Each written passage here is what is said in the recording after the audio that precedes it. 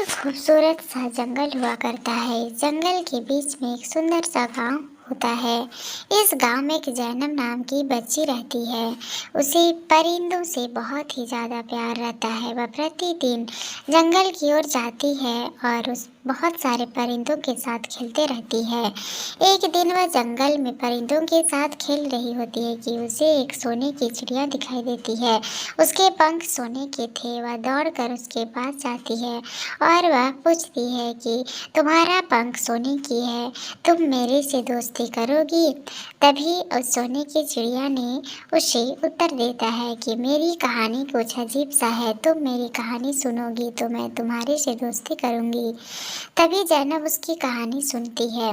वह कहानी बताती है कि मुझे एक परी ने एक अपनी जादुई छड़ी से सोना का पंख देकर सोने की चिड़िया बना दी है। तब से मैं आज़ादी नहीं हूँ। मैं इधर उधर नहीं घूम कर पाती हूँ और ना ही किसी का मदद कर पाती हूँ। अगर तुम मेरी मदद करो तो मुझे इससे जंजाल से आज़ाद करा दो।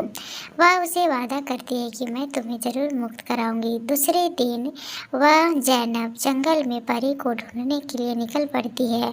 जंगल के बीचों बीच जैसे ही जाती है, एक नदी में उसे परी दिखाई देती है। परी पानी से खेल रही होती है, बहुत ही मस्ती कर रही होती है।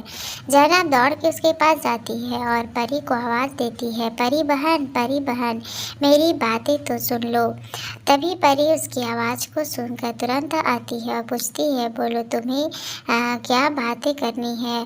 तभी वह सोने की चिड़िया के बारे में बताती है और यह भी बताती है कि आप ही उसे आज़ाद कर सकते हैं।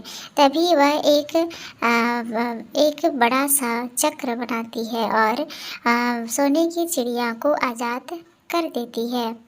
सोने की चिड़िया जैसे ही आज़ाद हो जाती है, परी भी बहुत खुश हो जाती है, क्योंकि परी उस जैनब की बात से उसे बहुत ही सुकून मिला था और उसके बातों से आकर वह उसे आज़ाद कर देती है। सोने की चिड़िया अब आज़ाद हो जाती है और वह परी और जैनब को बहुत ही धन्यवाद देती है। वह कहती है कि तुम्हारे कारण ही मैं आज़ाद हो सकी और स्वतंत्र रूप से मैं अब घूम पाऊंगी। मैं सभी की मदद करूंगी। परी और जैनब दोनों मिलकर बहुत खुश होते हैं और फिर वह चिड़िया हमेशा के लिए आज़ाद हो जाती है। दोस्तों, आज की यह कहानी कैसा लगा?